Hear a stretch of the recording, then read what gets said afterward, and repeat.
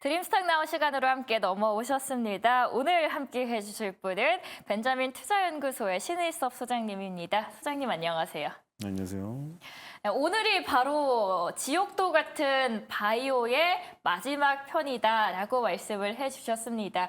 그래도 다행인 게 이 지옥 같은 바이오를 그나마 천국같이 소장님께서 설명을 해주시는데 오늘은 어떤 이야기로 풀어주실 건가요? 네, 그 지옥도 있어도 자기가 좋아하는 여자 옆에 있으면 천국 아닙니까, 그거? 그렇죠. 그렇죠. 자기가 싫어하는 여자가 저기 천국도 가면 아무 필요 없잖아요. 그게 또 이게 지옥이죠. 무슨 말하는지 모르시는 분도 계시는데, 예, 솔로 지옥 자주 보시는 분들은 아실 것 같아요. 근데 어쨌든 지금 다시 또 한번 얘기해야겠네요. 그 이제 1세대, 2세대, 3세대 항암제 얘기했고, 그 1세대, 2세대, 3세대 항암제가 나오고 나서 4세대 항암제는 이제 개발 초기라서 아직 진척이 없는 상태고 1세대는 독성이 너무 세고 2세대는 표적 능력이 있는데 표적이 없는 경우에는 치료를 못하고 3세대 면역 항암제는 면역력을 높이는 건 좋은데 직접 공격하는 게 아니라서 반응률이 떨어지니까 근데 여기서 2세대 표적 항암제랑 3세대 면역 항암제가 2세대에는 그 아스트라제네카의 타그리소가 있고 3세대는 머크의 키트루다라는 압도적인 애들이 있는데 얘네들이 이제 바이오 의약품이에요.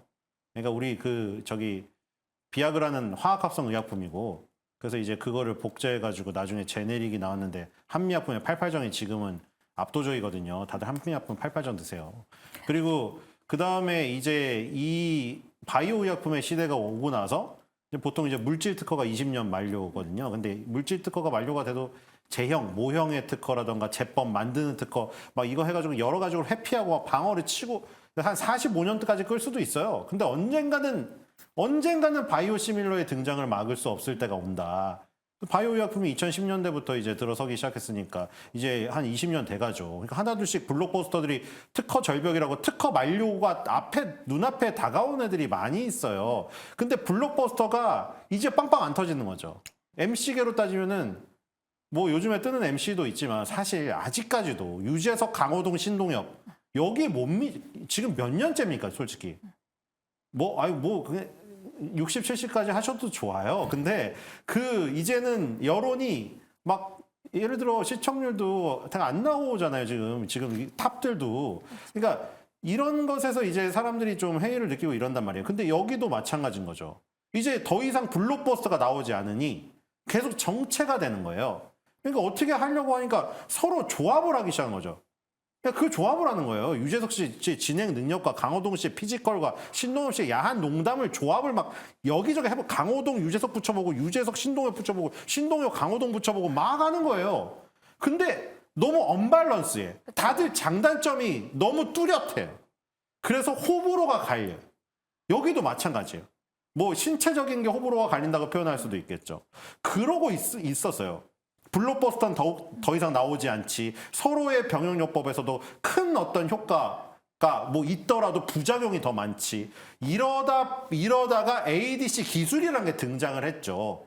얘가 1세대 독성 항암제랑 그리고 세포 독성 화학 항암제랑 2세대 표적 항암제를 두 개를 합친 거죠. 링커를 연결해서. 그러니까 뭐 예를 들어 강호동 씨의 피지컬과 이주재 씨의 MC 능력을 둘이 어떤 잘 연결하는 끈을 만들어가지고 둘의 장점만 합쳐놓은 인간을 만든 거 MC를. 왜냐면 뒤에서 더 이상 차세대 강호동 유재석이 안 나오니까 그렇게 한 거예요. 그러다 보니 ADC는 기술이란 거죠. 기술. 그래서 1세대 세포 독성 항암제의 강한 독성과 2세대 표적 항암제의 타깃 능력을 합친 거죠. 그럼 이제 3세대 면역항암제는 어디로 갔느냐? 3세대 면역항암제는 1, 2세대는 직접 세포를 어쨌든 공격을 하는 것이고 1세대는 막 공격하는 거고 2세대는 정확히 공격하는 거고 3세대는 공격을 안 하는 거잖아요. 네. 스스로의 면역력을 깨우는 거기 그렇죠. 때문에. 그래서 얘는 뭐냐? 1세대, 2세대를 ADC 기술로 묶어서 만든 거에다가 만든 차세대 항암제. 그러니까 강호동의 피지컬과 유재석의 이 MC 능력을 합친 새로운 인간 MC 플러스 여기다 신동엽을 넣는 거예요. 또 3명을 다 합쳐버린 거죠 이게. 그러니까 ADC 기술은 일단 1세대, 2세대 항암제를 합친 거고 네. 장점만 합쳐서 묶은 거고 거기다가 이제 거기서 새롭게 탄생한 거를 3세대 면역 항암제까지 병용요법을 하는 지금 이런 추세가 된 거죠. 그게 바로 머크의 키트루다인 그게 건가요? 머크의 키트루다가 아니라 머크의 키트루다는 3세대 면역 항암제의 가장 대표적인 아이템이죠. 그러니까 얘도 이제 1세대, 2세대를 ADC 기술로 묶은 차세대 항암제랑 병용요법으로 더욱더 괴물이 되기 위한 시도를 당연히 할 거라는 것이죠. 왜냐하면 머크의 키트루다도 2028년에 특허 만료가 눈앞에 있으니 아까 말한 대로 바이오시밀러가 치고 나온 그거예요. 차세대 MC들이 막 차세대 유재석, 차세대 강호동, 차세대 막 신동엽이 막 치고 올라오니 아니 여론을 봤잖아요. 아 이제 진부하다. 언제까지나 이 여론도 있어요. 분명히 지금 너무 강자지만 그쵸? 솔직히 말해서 있잖아요. 유튜브나 이런 댓글 보면 있잖아요. 아 이제 지겹다. 아니 언제가 MC 능력이 뭐 10년 전하고 바뀐 게 없네. 진행 능력 이런 거 많아요. 그러니까 새로운 차세대들이 치고 올라오면은 그러면은 유재석 씨, 강호동 씨, 신동엽 씨 노력 안 할까요? 노력하죠. 노력하겠죠. 이것도 똑같은 거예요. 지금 특허 만료를 앞두고 차세대가 복제들이 치고 올라오면은 오리지널이 혼자 죽을 수는 없잖아요. 얘네도 발전을 해야 되는 거예요. 어떻게든 저가의 동침이라도 하든. 그러니까 머크의 키트루다도 이제는 저가의 동침이든 뭐 어떤 합종 연행이든 해가지고 이 복제약들의 이 도전을 막아야죠. 방어를 해야 되는 입장입니다. 근데 키트루다가 얼마나 대단한 거냐?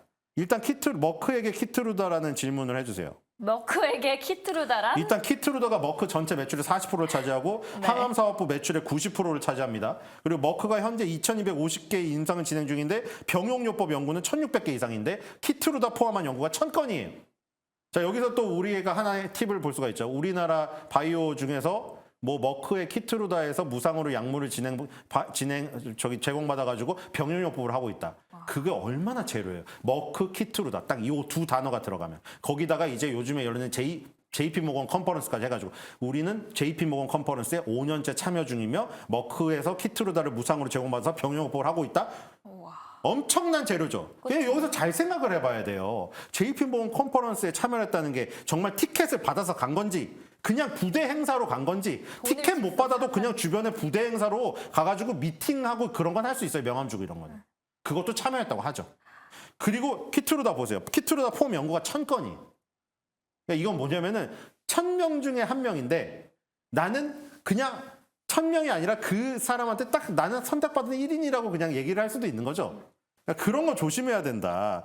그리고 이제 면역항암제 키트루다 이 성분명은 펜브롤리주맙입니다. 2023년 글로벌 의약품 매출 순위 드디어 1위에 등극했습니다. 왜 드디어 1위라고 하냐면 일단 2024년 올해도 2년 연속 1위가 거의 확실시돼요. 근데 왜 드디어 1위였냐면 올해 매출이 33조 원 예측이 됩니다. 어마어마하죠. 2022년도 1위 제품은 뭐였을까요? 화이자의 코로나19 백신 코미나티. 코로나 백신 때문에 2021년, 2022년 화이자의 코미나티가 2년 연속 1위를 차지했습니다. 그런데 바로 키트루다가 2023년 1위를 차지하기 전에 코로나가 지나고 나서 화이자는 바로 떨어졌거든요. 그리고 키트루다가 2023년 1위를 차지했는데 바로 그 전, 그러니까 2023 키트루다, 2021, 2022 화이자의 코미나티, 그리고 바로 그 2020년 부터 2013년 그 전까지 9년 연속 세계 의약품 매출 순위 1위 하는 게 뭐죠? 셀트리온이 복제약 만든 거 유플라이마의 오리지널 뭐예요? 뭐죠? 에브비의 휴미라입니다. 에브비의 휴미라가 코로나만 없었으면 10년 연속 1위를 하고 퇴장할 수 있었어요. 그쵸? 근데 에브비의 휴미라가 9년 연속 1위를 하고 특허 만료가 되고 나서 바이오시밀러가 대거 등장을 하죠. 우리나라 삼성바이오로직스랑 셀트리온이 있으니 잘 아시죠. 삼성바이오로직스의 자회사 삼성바이오에피스랑 셀트리온이 이 복제약을 만들었잖아요. 근데 지금 휴미라 바이오시밀러로 미국 FDA 허가된 제품이 지금 한 9개 되나요? 지금 암젠의 암제비타가 제일 먼저 나왔고 삼성바이오에피스의 하드리마, 그 다음에 셀트리온의 유플라이마 있죠. 우리나라 거는. 이렇게 나왔는데 지금 여기 보면은 암젠, 베링거, 인겔하임, 화이자, 그리고 우리나라의 삼성바이오 에피스, 셀트리온. 자, 요 정도는 인지도 상당히 높은 업체들 아닙니까? 그렇죠. 다 알죠. 그렇죠.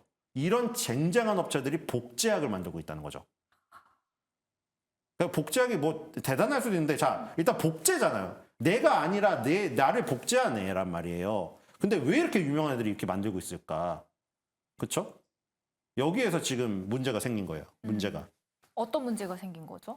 일단 바이오시밀러가 성장했다는 거는 좋은데 네. 그렇죠. 바이오시밀러 시장이 좋으니까 이렇게 큰 업체들도 뛰어들겠죠. 근데 바꿔 말하면은 자, 셀트리온이 첫 번째로 출시한 바이오시밀러가 뭐예요? 셀트리온이 결국 주가를 이렇게 끌어올린 데는 바이오시밀러 1호가 성공했기 때문이죠.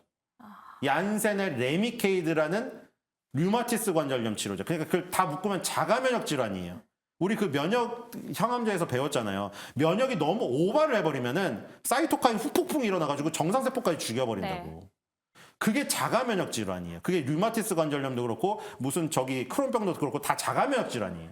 그런데 그 얀센의 레미케이드를 복제해가지고 렘시마를 만들어서 셀트리온이 여기서 큰 재미를 보면서 완전 바이오시밀러의 우리나라의 대표 주자로 떠올랐잖아요. 근데 이 당시만 해도 셀트리온의 렘시마가 나오고 나서 3년 뒤에나 다른 레미케이드 복제약들이 나왔죠. 3년 동안 선점 효과를 완전 바짝 누린 거죠. 근데 지금 보시면은 에브비의 휴미라가 2013년부터 무려 9년 연속 세계 의약품 매출 순위 1위를 기록한 세계 최고의 블록버스터거든요. 지금까지 누적 매출로 역사상 1위예요. 역사상 제일 많이 팔린 약이에요. 금액으로. 근데 이게 풀리기를 기다렸다는 듯이 지금 10개가 쏟아져 버렸잖아요. 와. 그러니까 셀트리온이 레미케이드 복제약 렘시마를 만들 때랑은 상황이 완전히 천지 차이가 되어 있다는 거죠. 그건 아까 말한 그거죠. 더 이상 블록버스터가 출연하지 않고. 아까 더 이상 유재석, 강호동, 신동엽 같은 렘시가 안 나오고. 그러다 보니까 그걸 복제하려는 애들이 수두룩히 있는 거예요, 지금.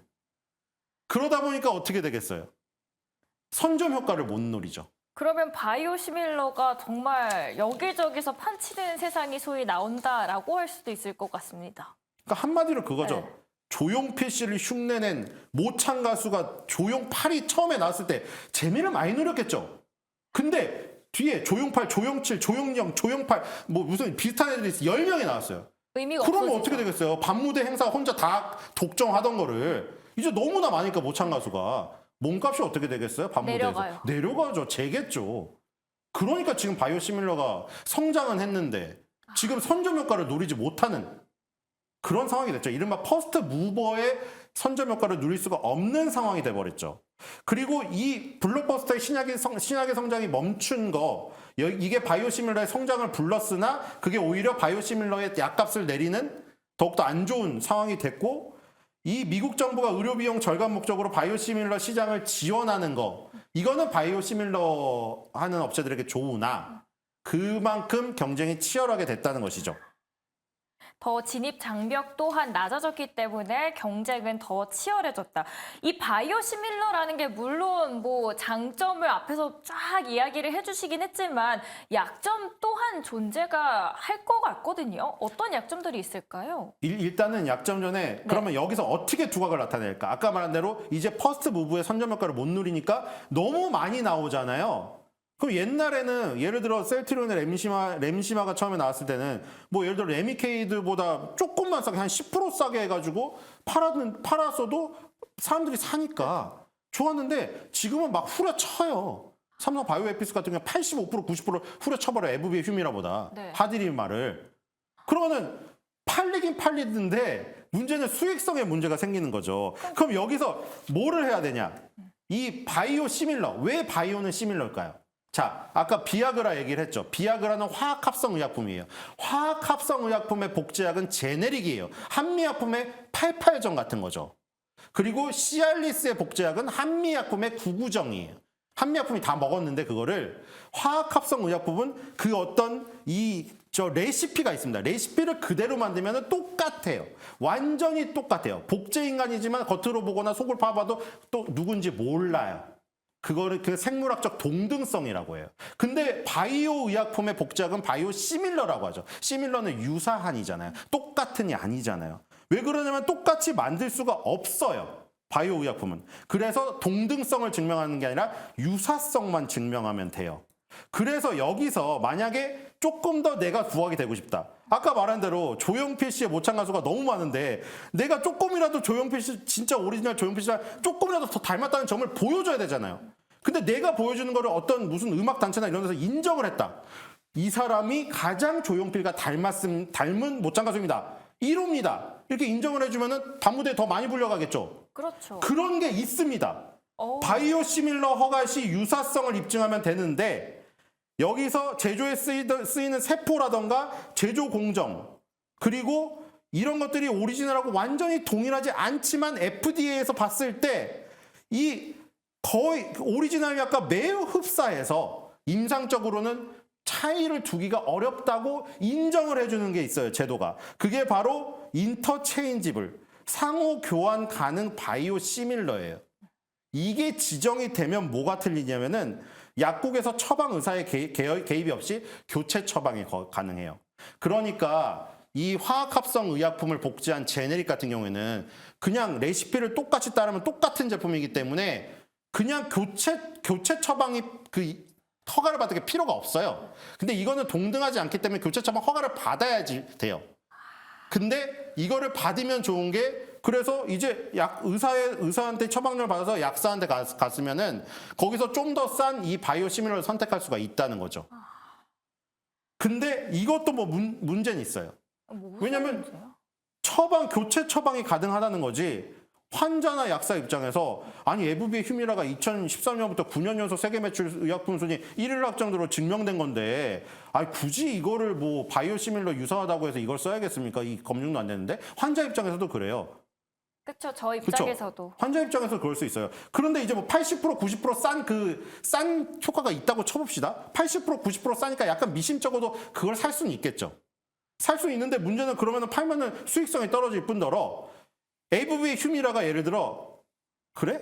나 한 10% 깎아볼까? 이러면 어떻게 될까요? AV의 휴미라가 그러니까 조용필 씨가 밤무대 행사비를 10%를 깎아버렸어요. 다 조용필 보러 가겠죠. 정말 찐 조용필 씨 팬이시죠. 모시죠. 네. 모창 가수가 8, 90%를 깎아도 제대로 된 진짜 오리지널 조용필 씨가 10% 몸값을 할인해 준다는데 그 정도면은 오리지널 쓰죠. 그러니까 이런 한계가 있는 거예요. 바이오시밀러가. 교차 처방 허용을 FDA에서 지정을 받았다고 해서 다른 바이오시밀러에서는 우위를 나타낼 수 있겠지만 오리지널에서 약값을 깎아버린다거나 아니면 지금처럼 오리지널에서 약값을 안 깎아도 미국도 사보험이나 공보험이 있는데 사보험 돈 많은 사람들은 사보험 들어가지고 이거 본인 부담금이 거의 없어요. 이런 거는. 그렇기 때문에 별 차이가 없어져 버리는 거죠. 그럼 휴미라를 쓰겠죠, 그냥. 그러니까 오리지널 선호주의를 깨기 어려운 어떤 한계가 존재한다. 결국 바이오시밀러도. 그러면 이렇게 바이오시밀러 회사들은 FDA의 이런 승인 인정 외에도 더 강력한 무언가가 필요하지 않을까요? 더 살아남기 위해서는? 그렇죠. 이걸로는 안 되죠. 상호 교환 처방 지정을 받았어도 아까 말한 대로 한계점이 있죠. 네. 그리고 약값을 싸게 해서 판다고 해도 수익성에 문제가 있죠. 그럼 이걸 넘어서야죠. 그리고 아까 오리지널 입장에서 마찬가지죠. 아, 쟤네는 저렇게 한계가 있으니 뭐 저기가 안 되겠네. 나한테 위협이 안 되겠네. 타격감이 조용필 씨가 없죠. 그렇게 생각할 수 있어요. 네. 야, 모창 가수들 뭐 몸값 싸게 하면은 니네가 버는 돈이 없지. 그리고 뭐 모창 가수 1호라고 지정해봤자 그래도 너 모창 가수지. 네가 오리지널이 어떻게 돼? 이렇더라도 긴장을 늦추면 안 돼요. 새로운 어떤 약물 저희 주입이나 이런 걸 통해 가지고 진짜 조용필하고 똑같이 만들어 가지고 갑자기 조용필 행사를 해 가지고 내가 가짜 취급을 받을 수도 있어요. 이렇게 되면. 그거를 조심해야 되는데 그게 바로 바이오 베터가 나오는 거죠. 거기서. 오리지널이 바이오로 만든 거면 바이오 의약품이 오리지널이잖아요. 네. 그거를 복제하면 바이오 시밀러죠. 근데 여기서 만약에 한 단계 더 나가면은 바이오 베러라고 하죠. 좀 더 낫다. 네. 그리고 만약에 그 바이오 베터가 너무 기존의 오리지널보다 뛰어넘는 어떤 효능이나 효과 혹은 편의성을 지금 복용 편의성을 줘서 신약으로 인정을 받으면 바로 그 일이 일어나는 거예요. 조용필 씨가 모창 가수들 그냥 내버려 두고 쟤네가 뭐야 했다가 내가 갑자기 가짜가 되는 수가 있어요. 그러면 오리지널 회사들도 이대로 그러니까 오리지널 바라만 보면 안 회사들도 될 이렇게 하면 안 돼요. 텐데요? 그러니까 그게 바이오 베터에서 이게 만나는 거예요. 오리지널. 그러니까 우린 지금 바이오 의약품을 다루고 있으니까 네. 바이오 의약품 씬에서는 오리지널도 바이오 베터로 나가서 아예 얘가 바이오 베터로 나가려는 거를 미리 차단해 볼 수 있고 바이오 시밀러에서도 바이오 베터 혹은 신약으로 나가서 오리지널의 방어벽을 깨야죠. 그러니까 둘이 바이오 베터라는 부분에서 만나는 거예요. 그게 지난 시간하고도 이어져요. 1세대 ADC 항암제 기억하세요? 로슈의 캐사일라. 그 다음에 2세대 ADC 항암제 N02, 아스트라제네카 N02. 네. 그게 두 개 다 아까 ADC가 뭐랑 뭘 합친 거라고 했죠? 1세대 세포독성 항암제랑 2세대 표적 항암제를 합친 거라고 했죠. 근데 거기서 동일한 게 뭐였어요? 2세대 표적 항암제, 유방암 표적 항암제, 허셉틴을 갖고 바이오 베터로 만든 거죠. 세포 독성 화학 물질만 틀린 거죠. 1세대 로슈의 캐사이라랑 2세대 아스트라제네카 N02가 틀린 게 표적 항암제 허셉틴을 놓은 건 똑같은데 거기서 플러스 독성 물질을 다르게 가져간 거예요. N02의 독성 물질이 훨씬 더 좋은 거예요. 물론 네. 링커 기술도 좋았지만. 그래서 그게 바이오 베터인 거죠. 왜냐하면 허셉틴, 로시의 허셉틴이 바이오 의약품이거든요. 그러니까 그걸 복제한 허주마 누구 거예요? 셀트리온의 허주마가 바이오 시밀러죠. 그랬더니 어떻게 됐어요? 아까 레미케이드의 복제약 렘시마가 지금 처음에 퍼스트 무버 효과를 노려서 렘시마가 54%의 점유율이어서 레미케이드가 주저앉았어요. 그러니까 로시의 허셉틴도 셀트리온의 허주마가 나오니 혹시 레미케이드의 렘시마처럼 셀트리온한테 당할까봐 가만히 있을 수는 없었던 거죠. 그래서 허셉틴이 어떻게 했어요? 바이오 의약품이니까. 바이오 베터로 나간 게 로시의 캐사일라죠. ADC 기술을 입혀가지고 바이오 베터를 만들어버린 거죠. 그럼 허주마는 어떻게 되겠어요? 허셉틴의 복제약이니까. 네. 허셉틴에서 더욱더 진화해버린 바이오 베터인 로시의 캐사일라에 대한 거는 또 그거에 대한 바이오 시밀러를 만들거나 그걸 뛰어넘는 바이오 베터를 만들지 않으면 계속해서 이 지위는 누릴 수 있는 거죠. 그럼 제형을 뭐 변경을 해야 되는 건가요? 제형 변경도 그 방법의 하나죠. 오. 제형 변경도 방법의 하나고 ADC 기술을 입혀가지고 아예 새로운 항암제를 탄생시켜버리는 거죠. 그게 바로 머크의 키트로다가 하고 있는 일이죠. 이게 긴장을 늦추지 않으니까. 왜냐면 아까 전에 말한 대로 2019년도까지 2020년도까지 에브비의 휴미라가 1위였어요.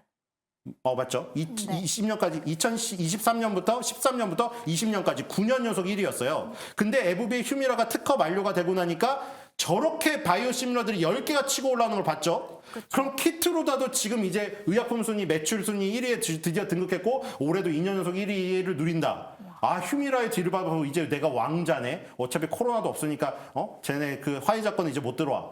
이러고 안심할 때가 아니고 안심할 애들도 아니죠. 에브비의 휴미라가 공격받는 걸 아느니 나도 이제 앞날이 은퇴가 보이는 거예요. 은퇴 시점이 다가오는데 내가 은퇴를 한다고 해서 이 지금 차세대로 치고 들어오는 애들한테 밥그릇을 뺏길 순 없다. 밥무대라도 띄어야죠. 그러니까 계속해서 제형 변경이든 뭐든 하는 거예요. 그래서 키트루다는 정맥주사형입니다. 바이오는 대부분 정맥주사형이라고 했죠. 네. 그리고 지금 ADC로 허가받은 ADC 항암제도 전부 다 정맥주사형이에요. 그러니까 여기서 차별화를 가져가려면 ADC를 만든, 그러니까 ADC가 지금 엄밀히 말하면 바이오 베터예요. 그렇죠? 표적 항암제가 대부분 지금 압도적인 지금 지위를 누리고 있는 표적 항암제들이 다 바이오 의약품이에요. 그러니까 그거를 복제한 거는 바이오 시밀러고 그거 더 나가는 건 바이오 베터죠. 그러니까 어쨌든 바이오 베터로 가기 위해서 제형 변경을 하거나 제형 변경을 해도 바이오 베터로 인정을 받거든요. 왜냐면 야, 너 핏줄에 맞는 거를 뭐 엉덩이나 팔뚝에 맞는다고 뭐 그게 무슨 더 나은 거야 하지만 그게 나은 걸로 평가를 받아요. 이 편의성이 환자들의 편의성이 올라간다는 게 엄청난 차이기 때문이에요. 네. 간호사한테 가서 핏줄 터지면서 맞는 거냐 집에서 엉덩이에 맞는 거냐 배둘레에 맞는 거냐 엄청난 차이거든요. 이거는. 그렇기 때문에 그것도 바이오 베터로 인정을 받고 그다음에 아예 이 지금 ADC 기술을 입히면 그냥 바로 바이오 베터가 돼요. 그렇기 때문에 이걸 두 개를 같이 해버리는 거죠. 거기서 이제 알테오젠이 나오는 거고 우리 예전에 그 반도체 할 때 그거 하지 않았나요? 위로 가는 거? 했죠. 그쵸? 뭐 엔비디아, AMD가 경쟁을 치고받고 하던 맞아요. 어차피 둘 다 TSMC에 맡길 것이고 맞아요. 근데 TSMC는 ASML에 도구가 없으면 안 되니 ASML이 지금 가보급의 가베이다. 그럼 이제 알테오젠을 레고캔바이오 다음에 한 이유가 있죠. 물론 레고캔바이오, 알테오젠 다 똑같이 ADC 기술도 갖고 있고 한데 굳이 따지자면은 ADC 기술에 강점이 있는 건 레고캔바이오고 알테오젠은 SC 제형 변경 기술이죠. 네. 정맥주사형을 피하주사형을 바꾸는 거죠. 근데 왜 이게 위냐? 아까 말씀드렸잖아요. 지금까지 나온 ADC 항암제가 ADC는 기술인데 왜 ADC 항암제라고 부르는지는 이제 아시겠죠. 돌려보면 아세요. 1세대 세포독성 항암제랑 2세대 표적 항암제를 합친 거잖아요. 거기다가 그게 ADC 항암제잖아요. 그 기술에서 나온 게. 그렇죠. 그거를 저기를 하는 거죠. 제형 변경을 하는 거죠. 그러니까 ADC 예를 들어서 그냥 쉽게 레고캔 바이오의 ADC 기술로 뭐 예를 들어 바이오 베터를 만들었어요. 차세대 항암제를. 근데 그게 다 IV 제형인 거예요. 정맥 주사 제형. 그러면 이제 알테오젠의 SC 제형을 거기다 입혀요. 그러니까 걔가 윈 거죠. 레고캔 바이오의 ADC 기술이 장착이 됐어요. 근데 레고캔 바이오 ADC 기술 장착한 ADC 항암제가 11개, 12개가 있어요. 그럼 거기서는 또 누가 우위가 되겠어요? 누가 먼저 SC 제형으로 바꾸느냐? 그럼 이제 키트루단 뭐예요? 3세대 면역 항암제잖아요. 그러면은 이제 정리하면 이렇게 되겠죠. 1세대 세포 독성 화학 항암제랑 2세대 표적 항암제를 링커로 연결해서 합친 ADC 기술을 이용한 차세대 항암제가 나왔어요. 그거를 갖다가 머크의 키트루다랑 병용요법을 해서 또 괴물을 만들었어요. 그 다음에 그거를 SC 제형으로 바꾸는 거죠. 지금 ADC 항암제가 전부 다 정맥주사 제형이기 때문에 네. 그래서 알테오젠의 SC 제형 병용 기술이 러브콜을 받을 수밖에 없는. 셀트리온도 맞아요. 셀트리온도 지금 렘시마 SC가 신약으로 허가를 하라고 FDA에서 권고를 했거든요. 바이오 베타에서 더 나가버린 거죠. 그러니까 SC 제형병을 가진 회사들이 러브콜을 많이 받는 상황이 됐고 머크가 그래서 알테오젠하고 독점 계약을 하려는 이 시도가 있는 거죠. 그래서 결국 알테오젠, 레고캔 바이오까지 나온 겁니다.